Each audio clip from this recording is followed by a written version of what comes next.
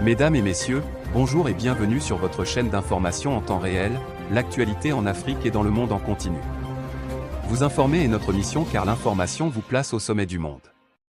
Alors si vous êtes nouveau, abonnez-vous et cliquez aussi sur la petite cloche de notification pour ne plus rien manquer, cela étant fait c'est parti.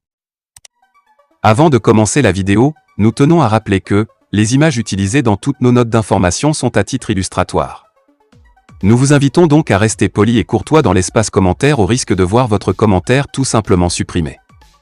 Merci et bon visionnage à tous.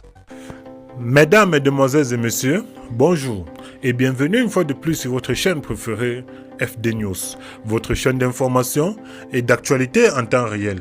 Au Burkina Faso, sur l'As Kaya Dori, le pont de Naré dynamité par les terroristes. La dégradation de la situation sécuritaire dans la région du centre-nord est très préoccupante.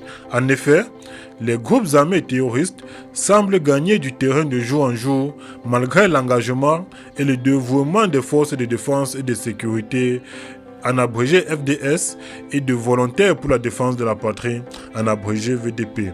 En témoigne l'accroissement du nombre de localités qui se vident de leurs habitants et des personnes déplacées internes qui fuient les zones de fort défi sécuritaire pour trouver refuge dans les centres urbains plus paisibles.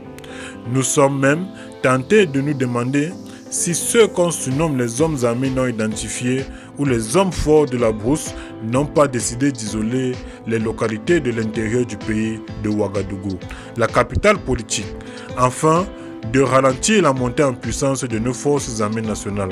En effet, le trafic routier sur la route nationale numéro 3 Kaya Dori a été interrompu depuis la matinée du jeudi 30 juin 2022 en raison du dynamitage par les individus armés du grand pont de Naré situé entre Wainobian et Namatenga.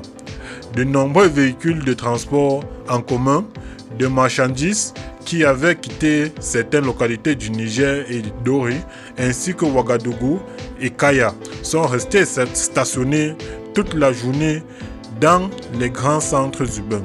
Si des mesures urgentes ne sont pas trouvées pour réhabiliter le pont de Naré et sécuriser la nationale numéro 3 de Kaya Dori, la situation sécuritaire et humanitaire risque de se dégrader davantage les prochains jours dans de nombreuses localités du centre-nord du Sahel et également de l'Est.